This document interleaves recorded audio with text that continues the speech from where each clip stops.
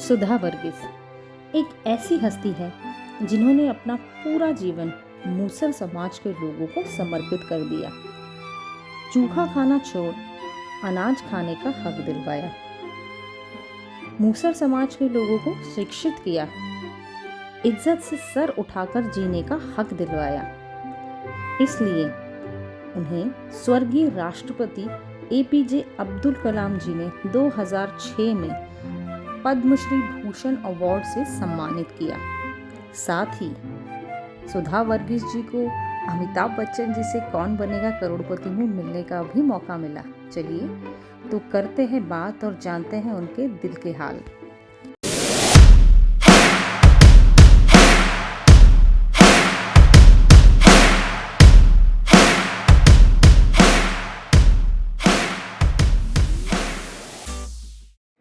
नमस्कार दोस्तों, मैं हूं सुमन शशिकांत और दिल की बातों के एक नए एपिसोड में आप सभी का स्वागत है। और आज मैं आप लोगों को बहुत बहुत बहुत स्पेशल शख्सियत से मिलाने वाली हूँ जिन्हें पद्मश्री भूषण अवार्ड मिला है 2006 का, जिनका नाम है सुधा वर्गीस जी। इनके बारे में मैं ज़्यादा आपको क्या बताऊँ, ये खुद ही अपने मुँह से अपने बारे में बताए तो आप सभी को सुनने में ज़्यादा मज़ा आएगा। तो वेलकम सुधा जी। हमारे चैनल में आपका बहुत बहुत स्वागत है। हमने सुना कि आपको पद्मश्री अवार्ड से नवाजा गया था, तो ये बहुत बड़ी अचीवमेंट होती है। ये बहुत कम लोगों को हिंदुस्तान में मिलता है। तो आपको किन कारणों से ये अवार्ड मिला है? मैं कई साल से मुसहर समाज के साथ काम करती हूँ। मुसहर समाज के साथ काम करना एक बहुत बड़ी चैलेंज है। मैं उन दिनों में साइकिल से चलती थी और वो भी अकेली, मैं किसी के पीछे नहीं बैठाती थी। तो ये मुसहर समाज में काम करने का मतलब है कि आप दूसरे लोगों को चैलेंज कर रहे हैं। वे लोग रेप करेंगे किसी हमारी महिलाओं को, मेरी बच्चियों को, उन लोगों को किसी न किसी तरह के मैं फंसा करके अपना फ़ायदा उठाएगी। तो मैं जब इन लोगों के साथ रहना शुरू किया, जैसे मैं 21 साल कंटिन्यूसली इन लोगों के साथ रहे हैं उनका झोपड़ी में, तो मैं जानती थी इनके साथ जो कुछ होता है, उनके साथ मारपीट होगा, उनके साथ सेक्सुअल हैरेसमेंट होगा, उनके साथ मैंने काम किया तो पैसा नहीं देगा, उसी के लिए लड़ाई होता था। इनका हर संघर्ष में मैं उनके साथ रहा।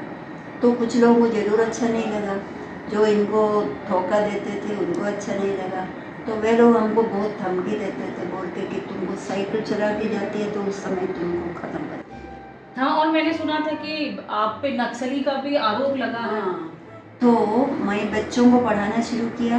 बच्चों को छात्रवृत्ति मिलने का था, तो छात्रवृत्ति चोरी करने वाला एक आदमी था जो उन लोग बच्चों का पासबुक बैंक में अकाउंट खुलवा के पासबुक अपने पास रखते थे और सारा पैसा अपने चोरी करके ले लेते थे। कुछ और साठगांठ था उनका। तो जब मैं इसके बारे में पता किया और मुझे पता चला, वो आदमी को मालूम हो गया, तब वो एक अफवाह फैलाया कि मैं एक नक्सलाइट हूँ। तो मेरे समाज को भी लगा कि कैसे दीदी कैसे मैं नक्सलाइट हो गया। तब ये लगा कि उन्होंने कहा ये अकेली रहती है, कहाँ से आए हैं, ऐसा कोई महिला अकेले नहीं रहती है, जवान लड़की है। तो ये सब बोल करके मुझे लगा कि मैं इस सब के मेरे नाम के पीछे जाने से मेरा बहुत समय बर्बाद हो जाएगा। इससे बढ़िया है हम ये गाँव छोड़ दो। मैं जाके दूसरे गाँव में रहना शुरू किया, उधर के बच्चों के साथ काम करना शुरू किया। फिर लोग स्कूल जाने लगा, फिर महिलाओं को उनका हर तरह का दिक्कत में मैं साथ दिया। एक दिन मुझे पता चला एक लड़की के साथ रेप हुआ। क्या पता चला आपको? एक लड़की के साथ में रेप हुआ। कारण हमारा समाज दारू बनाते हैं, तो दारू पीने के लिए सब कोई पहुँचेंगे, कोई छुआछूत नहीं है। उस समय सब बहुत प्यार से आके दारू पिएंगे, उसके बाद महिला के साथ हाथ पकड़ेंगे, उनके साथ ऐसा व्यवहार करेंगे। तो उसी में रेप हुआ, एक बच्ची के साथ हुआ था। तो उसको लेकर के, लेकिन हमारे लोग पुलिस में जाने के लिए तैयार नहीं थे। वो लोग बोले पुलिस बड़ी मार देगी, ऐसे तो मेरे साथ चलो कोई नहीं मारेगा। मुश्किल से ले गया, 3 महिला थी और वो बच्ची थी। तो तो पुलिस हमसे बोल रहे हैं कि इतना गंदा कपड़ा पहने हुए लड़की के साथ कोई रेप करेगा क्या? कहानी बना करके आ रहे हैं आप। मतलब पुलिस ने ये बोला कि कितने गंदे कपड़े पहने हैं इस लड़की ने, इसके साथ कोई रेप करेगा। आप सोचिए ज़रा, इतनी बड़ी बात कोई पुलिस बोल रहा है। फिर आपने क्या किया? मैंने कहा जब तक आप इसको लिख करके हमको नहीं देंगे तब तक हम लोग इधर बैठेंगे। और 1 घंटा बैठने के बाद दूसरे पुलिस आके हमसे बोला आइए भीतर सर बात करेंगे आपसे। तो हम गए तो फिर यही चीज़ लोग दोहरा रहे हैं, आप एक लड़की को लेके आए जो इतना गंदा कपड़ा पहने है और उसके साथ कोई रेप करेगा। ऐसे बार बार हमसे ही सवाल मत करो, लिख करके दे दीजिए जी, हम नहीं चाहते कि आपका थाना में मेरा केस दर्ज हो। ये सब बोलने के बाद फिर वो लोग केस ले लिया लेकिन वो अभियुक्त को अरेस्ट करने का कोई प्रयास नहीं किया। अंत में मुझे दानापुर का मेन रोड 500 महिलाएं जुटे हमारे साथ, रोड ब्लॉक किया, पूरा चिल्लाए, नारा पारा। मतलब 500 महिलाएं आपने इकट्ठी की? हाँ, और नारा लगाए जबरदस्त। ये कौन से सन की बात है? 91 की बात है। ये 1991 की बात है। Yes. उस समय आपने कौन से समाज की बात बताइए? मुसहर मुसहर समाज, जहाँ पे लोगों को ये भी नहीं पता था कि रेप एक क्राइम है। तो सुधा जी ने उन लोगों को ये बात बताई कि रेप इज़ अ क्राइम, आप इसे क्यों सहन कर रहे हो। तो आप सोचिए, अभी 91 की बात है, अब तो हमारे देश में हम कहाँ से कहाँ पहुँच गए हैं। लेकिन 91 में भी ये हो रहा था कि लोगों को rape is a very big crime ये नहीं पता था। तो फिर आप आगे बताइए, क्या फिर आपने किया? आगे इसके बाद मैं महिलाओं को जागरूक किया और उन लोगों से बोला ये क्राइम कभी नहीं सह सकते। माने बाकी कोई महिलाएं हैं तो वे लोग दौड़ करके जाके पुलिस के जाके बोलेंगे केस होगा। तो फिर मेरे धीरे धीरे मेरी महिलाएं सशक्त हो गई।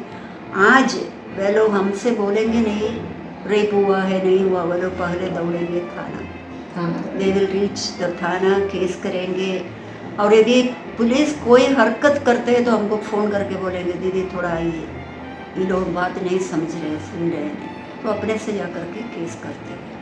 तो आपने वसुधा की शादी भी नहीं की, मतलब आपने अपना सारा जीवन मूसर समाज के लोगों को दे दिया, इसलिए इन्हें पद्म भूषण अवार्ड से नवाजा गया। आप सोचिए, बहुत बड़ा हमारे देश का अवार्ड है, ये चुनिंदा लोगों को मिलता है, तो हम बहुत खुशनसीब हैं। और आपको मैं बता दूं, हम एक प्रोग्राम में इनसे मिले और हमने इन्हें वहीं पकड़ लिया। हमारे पास कुछ व्यवस्था नहीं है कैमरे की, लेकिन फिर भी हमने बोला कि ये चली जाएंगी, इससे पहले कि हम इनके बारे में लोगों को बताएं कि ऐसे भी हमारे देश में लोग हैं जो अपना पूरा जीवन समर्पित करके लोगों के लिए इतने बड़े बड़े काम कर रहे हैं।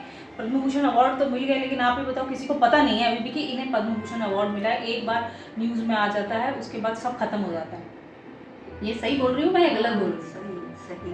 आपको ऐसा हुआ कि पद्म भूषण अवार्ड मिलने के बाद आपके पास कोई इंटरव्यू लेने आया होगा किसी चैनल से? दानापुर से कोई बड़ा चैनल आपके पास आया? उतना बड़ा नहीं।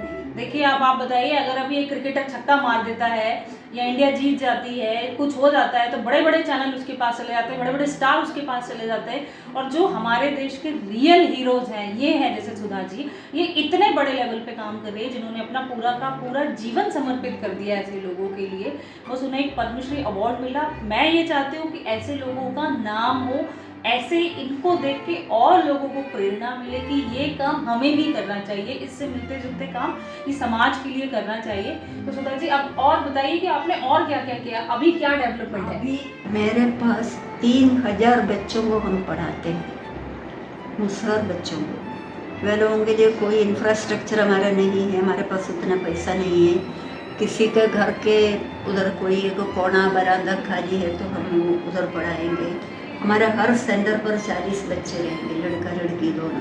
तो मेरे पास 65 सेंटर चलता है। 65 इंटू 40 गुना करके देखो कितने बच्चे हैं। इतने बच्चे पढ़ते हैं 3-4 ब्लॉक में। ये कहाँ पर है? ये पटना जिला में कुंडुल ब्लॉक, फुलवारी ब्लॉक, दानापुर ब्लॉक और बीटा ब्लॉक, और भी 1-2 ब्लॉक में काम शुरू है।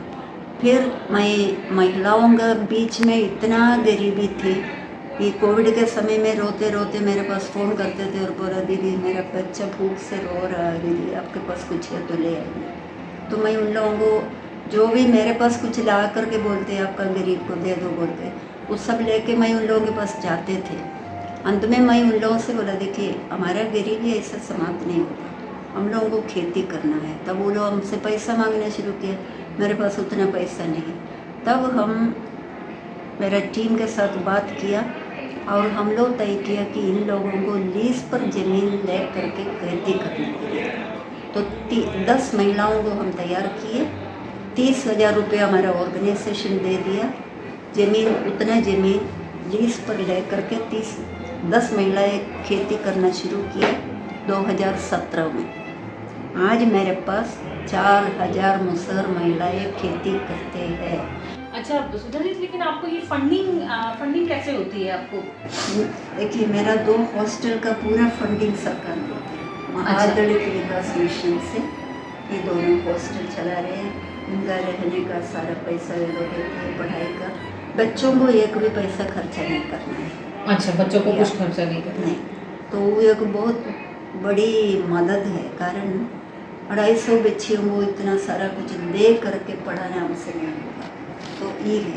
दूसरा 60-65 सेंटर का खर्चा मैं उन लोगों को भी कॉपी किताब सब कुछ देते हैं।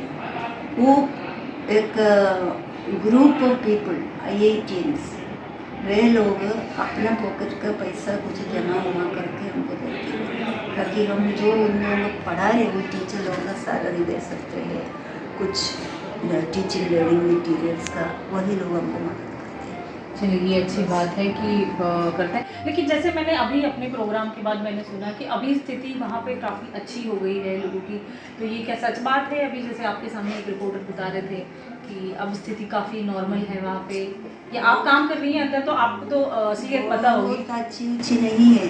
हमारे लोगों को एक धूर जमीन नहीं है, तो जमीन नहीं है तो आवास नहीं, समझे। ये लोग नहर के चाट में झोपड़ी बना के रहते हैं, उधर से इन लोगों को भगा देते हैं, सरकार भगा देते हैं और उनका झोपड़ी उजाड़ देते हैं। एक पूरा जितने ब्लॉक में हम घूमे हैं, एक शौचालय में मुझे मिला देखने के लिए। तो मैं वो परिवार का आदमी से पूछा, आपको ब्लॉक से 12,000 रुपये मिला है? बोला कहाँ से 12,000 रुपये मिलेगा हमको? मैं मेरी बेटी का इज्जत बचाने के लिए ये शौचालय बनाए हैं, नहीं तो वो जाके दूसरों के खेत में बैठेगा, गाली सुनना पड़ता है और ईटा पत्थर फेंकते हैं। तो एक शौचालय 41 लाख लोगों के बीच में मैंने देखा, एक शौचालय। आप सोचिए 41 लाख लोगों के बीच में। शहर का पॉपुलेशन उतना है बिहार। मैं मतलब I can not imagine even कि इतनी बड़ी बात है जहाँ शौचालय एक घर में, शहरों में हर रूम में अलग अलग शौचालय होता है। आपको भी पता होगा 3 BHK है तो आपके हर रूम में एक टॉयलेट अटैच होता है, और वहाँ 41 लाख लोगों के बीच में। अब क्या वहाँ की सरकार ये सब बातें लोग बोलेगा। इतना तक तो PM भी अनाउंस किया कि ODF टोटल ODF बैन है, कंप्लीट एवरीबडी का शौचालय। आइए हम चैलेंज करेंगे, कोई नेता बोले आइए आके हमको दिखाओ कहाँ तुम्हारा शौचालय चलता है। उधर पानी के लिए दिक्कत है, नल जल योजना वो चलता नहीं है, लोगों को 50 रुपये प्रति माह देना पड़ता है पानी लेने के लिए।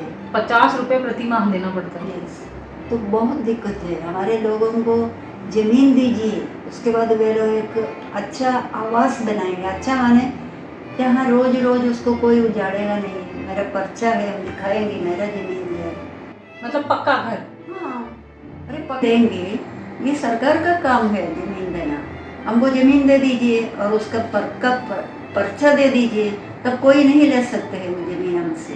तो उसी में इंदिरा आवास के लिए पैसा दीजिए, नहीं तो प्राइम मिनिस्टर का जो आवास योजना है उसका पैसा दीजिए। तो आपका कहना ये है कि गवर्नमेंट जो भी बोलती, चाहे कोई भी सरकार है, मेरा सरकार से कुछ बैर नहीं है किसी सरकार से, बट मैं आपके माध्यम से लोगों को ये बताना चाह रही हूँ कि सरकार झूठे वादे करती है, चाहे कोई भी सरकार, या झूठी चीज़ें रिप्रेजेंट करती है, एक्सैजरेट करके बोलते हैं। एक शौचालय है तो आप बोलेंगे सबको पास शौचालय है, ऐसा नहीं होता है। देखिए इन्हें पद्म भूषण अवार्ड मिला है, तो ये ग्राउंड लेवल की बातें हमारे साथ शेयर कर रही है। अब मुझे तो नहीं पता ये वीडियो किस लेवल पे जाएगा, लोग कितना देखेंगे, लेकिन मेरी गवर्नमेंट से और साथ साथ ऐसे लोगों से भी अपील है जिनके पास थोड़ा पैसा है वो डोनेट कर सकते हैं। आप अपने बारे में बता दीजिए, हो सकता है हमारे माध्यम से कुछ लोग आपकी मदद करके आपके थ्रू जाके मुसहर लोगों की मदद कर पाए। बिल्कुल, अच्छा होगा। अगर आपसे कांटेक्ट करना है तो कैसे कांटेक्ट करेगा? मेरा टेलीफोन नंबर हम आपको दे देंगे।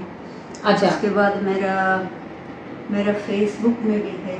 अच्छा। यस, और शायद ट्विटर में भी है कुछ, और मेरा वेबसाइट है। वेबसाइट भी है। यस, तो हम ऐसे करेंगे कि हम डिस्क्रिप्शन में इनका नंबर, इनकी वेबसाइट, सारा कुछ हम मेंशन कर देंगे। आप अगर आप डोनेट करना चाहते हो, आप अपनी तरफ से मुसहर समाज के लिए कुछ मदद पहुंचाना चाहते हो, तो सुधा जी से आप कांटेक्ट डायरेक्टली कर सकते हो। इसमें हमारा कोई बेनिफिट नहीं है, हमें कुछ नहीं चाहिए, बस हम ये चाहते हैं कि जो काम सुधा जी कर रही हैं, जिसके लिए इन्हें गवर्नमेंट ने पद्म भूषण अवार्ड दिया है, उसी चीज़ को हम आगे ले जाए। तो आप डिस्क्रिप्शन में आपको सारी चीज़ें मिल जाएंगी। सुधा जी, अब हम ख़त्म करना चाहते हैं, आप कुछ और बताना चाहती हैं?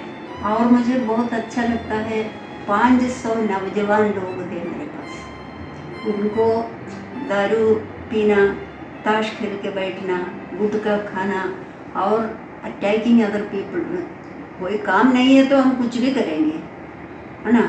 तो ये सबसे मोड़ करके मेरे लोगों को क्रिकेट सीखने का मौका दिया, क्रिकेट सेट खरीद करके दिया। अरे ये तो बहुत अच्छी बात है। हाँ, तो वे लोग खेलना शुरू किया। आज मेरे पास 500 लड़के लोग हैं, 36 क्रिकेट टीम्स। तो ये सारी क्रिकेट टीम मुसहर समाज की है, ये हाँ। अलग अलग है ना, मैं सिर्फ इन लोगों के साथ हम काम कर रहे हैं। अच्छा, तो ये एक बहुत बड़ी बात है, ये मुझे कुछ सुन के बड़ा अच्छा लगा। 36 टीम है आपके पास, और ये कहाँ खेलती है? कई 1-2 कॉलेज के साथ टूर्नामेंट खेले। जितना टूर्नामेंट हमारे लड़के लोगों के साथ हुआ, सब में मेरे लड़के लोग जीता। बहुत बड़ी बात है कि ये Yes. चीजें, और आप चाहती हैं कि आपके बच्चे नेशनल लेवल पे जाएं, खेलें, बिल्कुल बिल्कुल, देश के लिए खेलें। हाँ, उनके लिए मौका, मैं कई लोगों से बोलते हैं इन लोगों को मौका होना चाहिए, बिकॉज ये लोग बहुत अच्छा खेलते हैं। देखिए, अगर हमारा वीडियो कोई क्रिकेट से रिलेटेड किसी व्यक्ति के पास चले जाता है, अगर वो ये देख लेते हैं, यदि आप देख रहे हो तो आप इनका सपोर्ट कीजिए। इनके बच्चे इनके पास, जैसे इन्होंने बताया, 35 टीमें हैं। हाँ, 35 टीमें हैं, 36 टीमें हैं, जो सभी लोग अच्छा खेलते हैं। उनमें से 2 बच्चे भी अगर चले गए जो हमारे देश के लिए खेलते हैं, तो ये बहुत बड़ा अचीवमेंट हो जाएगा। अब उनमें से 2 को मैं क्रिकेट एकेडमी में एडमिशन दे करके फिर खेलने का मौका दे दे रहे हैं। यस, और हमारा 20 लड़कियां जो +2 पास के, 12वीं पास के, उनको हम ट्रेनिंग दिलाए 4 व्हीलर ड्राइविंग का। ओह, वेरी तो नाइस। लोग लाइसेंस मिल गया इन लोगों को। अभी इंतजार में है कि जब वैकेंसी निकलेगा कहीं पर लेडी ड्राइवर्स के लिए हमारी लड़कियाँ जाएंगे। मेरा गोल है कि हर मुसहर परिवार में एक सरकारी नौकरी होना चाहिए। बहुत अच्छा गोल है आपका। और मैं आपको बताऊं, ये मुसहर समाज वही है, आपने मूवीज वगैरह में देखा होगा कि वो समाज के लोग जो चूहा पकड़ के खाते थे, जिन्हें खाना भी नहीं मिलता था, ये उसी समाज की हम बात कर रहे हैं। आपको चूहे से याद आ जाएगा कि आपने बहुत मूवीज में ये सब चीजें देखी होगी कि चूहे के बिल से निकाल के चूहा खाया, पकड़ लिया, फिर वो चूहा उनका खाना होता। तो आप सोचिए वो लोग किस लेवल पे प्रताड़ित थे, और आज उनके लिए सुधा जी ने इस लेवल पे काम किया है। उन्हें ये तक नहीं पता था कि rape is a big crime, वो सारी चीज़ें सुधा जी ने बताई है। तो सुधा जी, मुझे बहुत बहुत खुशी हुई है कि आपने आपके कीमती समय में से वो जो 15-20 मिनट में आपने जो चीज़ें बताई है, हम चाहते हैं कि हमारे चैनल के माध्यम से ज़्यादा लोग देखें और ज़्यादा से ज़्यादा लोग आपकी मदद करें और साथ साथ आपसे प्रेरित हो जाएं। बहुत अच्छा, thank you very much. Thank you. Nice meeting you and coming in contact with you. या सेम है सुधा जी, धन्यवाद।